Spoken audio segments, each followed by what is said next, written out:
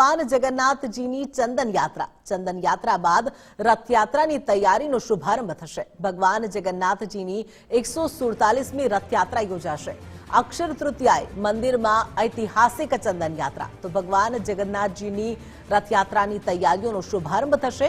આજે ભગવાન જગન્નાથજીની ચંદન યાત્રા બાદ રથયાત્રાની તૈયારીનો શુભારંભ થશે। અમદાવાદના જગન્નાથજી મંદિર ખાતે આ ચંદન યાત્રા 147મી રથયાત્રાને લઈ અને તૈયારીઓ। દરેક મંદિરોમાં ભગવાનને ચંદનનો લેપ કરવામાં આવે છે, જેથી કરીને ગરમીમાં રાહત રહે, ભગવાનને ગરમી ન લાગે અને શીતળતા એમને મળતા રહે। અને આખા દુનિયાની અંદર સૌથી ઠંડક આપનાર કોઈ વસ્તુ હોય તો તે ચંદન હોય છે। એટલા માટે આજે ચંદન યાત્રા કરવામાં આવશે અને ચંદન યાત્રા વિધિ રથ પૂજન આજથી રથયાત્રાનો ભગવાનનો જે છે તે શુભારંભ થઈ જશે। આજ રોજ ભગવાનને પોતાના મોસાળ જવાની તૈયારીમાં હોય છે, એમને સૂચના મળે છે, સમાચાર મળે છે અને ભગવાન આજથી તૈયારી કરે છે। સાથે સંવાદદાતા પ્રદીપ કચિયા જોડાઈ ગયા છે। પ્રદીપ, રથયાત્રાની પહેલા ચંદન યાત્રા થતી હોય છે, આજે ચંદન યાત્રા છે, આ ચંદન યાત્રા કઈ રીતે છે મહત્વની?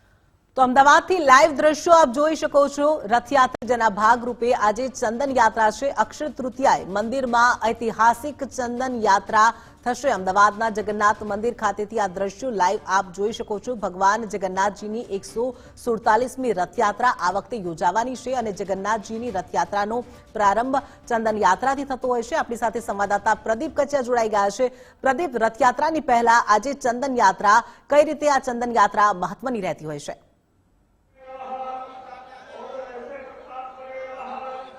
બિલકુલ કલ રથયાત્રાની પૂર્વે આજે ચંદન યાત્રા એટલે કે અખાત્રીજના દિવસે ચંદન યાત્રાની શરૂઆત જે છે, પ્રારંભ જે છે તે થતી હોય છે। હાલમાં વૈદિક મંત્રોચ્ચાર સાથે જગન્નાથ મંદિરના મહંત દિલીપદાસજી મહારાજ સાથે ટ્રસ્ટી સાથે અમદાવાદ શહેરના મેયર જે છે પ્રતિભાબેન જૈન, તેમની આ ઉપસ્થિતિની અંદર અત્યારે હાલ મંદિરની ખાતે જે રથ આવેલા છે, જે પ્રાંગણની અંદર રથ પડ્યા છે, તે રથની વિશેષ પૂજન અર્ચન જે છે તે કરવામાં આવી રહ્યું છે। વૈદિક મંત્રોચ્ચાર સાથે થતા રથના વિધિવત પૂજનની સાથે સાથે આજે ભગવાનને ચંદનનો લેપ જે છે તે પણ લગાવવામાં આવશે। ચંદનનો લેપ લગાવ્યા બાદ આગામી સમયની અંદર ભગવાન જગન્નાથ જે છે તે મોસાળમાં જવા માટેની પોતાની તૈયારીઓ જે છે તે કરતા હોય છે।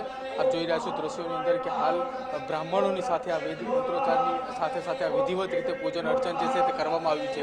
આ પૂજન અર્ચનની સાથે સાથે વિશેષ રૂપે અહીંયા મંદિર ખાતે ગજરાજ જે છે તે પણ અહીંયા લાવવામાં આવ્યા છે। વિશેષ રૂપે ગજરાજ આજે પૂજન અર્ચન જે રથનું થઈ રહ્યું છે તેની બહારની તરફ એટલે કે ભગવાન ગણેશના પ્રતિક સમાન ગજરાજને જે છે તે પણ અહીંયા રાખવામાં આવ્યો છે। તેમની સાક્ષીએ આ તમામ પૂજન અર્ચન જે છે તે કરવામાં આવી રહ્યું છે।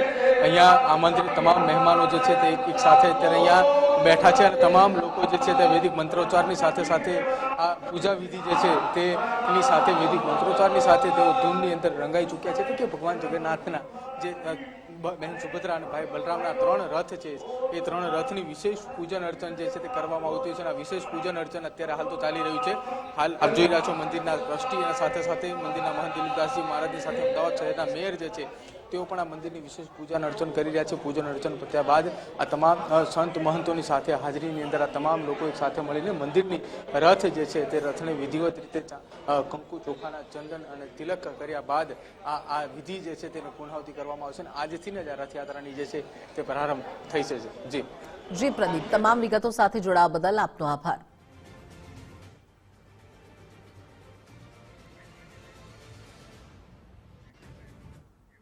અમદાવાદમાં અખાત્રીજના પવિત્ર દિવસની ઉજવણી, હર્ષોલ્લાસ સાથે ભગવાન પરશુરામ જયંતિની ઉજવણી। પરશુરામ જયંતિને લઈ અને ઠેર ઠેર શોભાયાત્રાનું આયોજન। પાલડીના ભટ્ટારામજી મંદિરથી નીકળી શોભાયાત્રા લો ગાર્ડન સમથેશ્વર મહાદેવ ખાતે આ યાત્રાનું સમાપન। સમસ્ત બ્રહ્મ સમાજ દ્વારા શોભાયાત્રાનું આયોજન કરવામાં આવ્યું।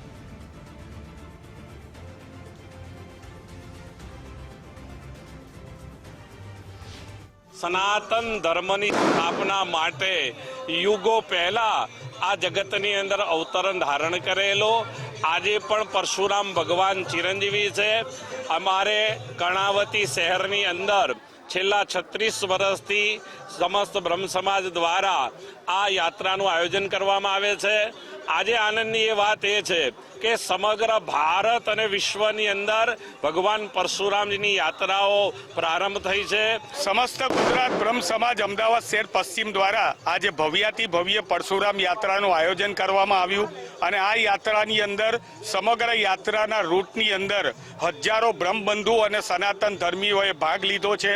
જ્યાં જ્યાં આ યાત્રા જઈ રહી છે ત્યાં સર્વ ધર્મ અને ખાસ કરીને હિન્દુ ધર્મના જેટલા પણ રાજપૂત સમાજ છે કે જૈન સમાજ છે કે અન્ય વૈષ્ણવ સમાજ છે તે લોકોએ આ યાત્રાના સ્વાગત માટે તડામાર રીતે તૈયારીઓ કરી હતી. તેઓ સર્વે આજે આ યાત્રાને સંપૂર્ણ રીતે સહકાર આપ્યો હતો.